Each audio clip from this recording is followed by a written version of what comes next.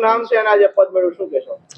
હું વિજય વજુભાઈ ચોટલિયા, આજરોજ ગુજરાત પ્રદેશ ભાજપ પ્રમુખ શ્રી CR પાટીલ સાહેબ તથા અમરેલી જિલ્લા ભાજપના પ્રમુખ શ્રી અતુલભાઈ કાનાણી દ્વારા આજરોજ મારી જેવા નાના કાર્યકર્તાની અમરેલી શહેર ભાજપના પ્રમુખ તરીકે નિમણૂક કરેલી છે એ બદલ પાર્ટીનો ખૂબ ખૂબ આભાર માનું છું. હું 25 વર્ષથી ભાજપ સાથે જોડાયેલો હતો. 2005માં અમરેલી શહેર યુવા મોરચાના મંત્રી તરીકે કામ કર્યું. ત્યાર પછી અમરેલી શહેરની કારોબારીમાં કામ કર્યું. ત્યાર પછી ફરીવાર અમરેલી શહેરના ભાજપ મંત્રી તરીકે કામ કર્યું.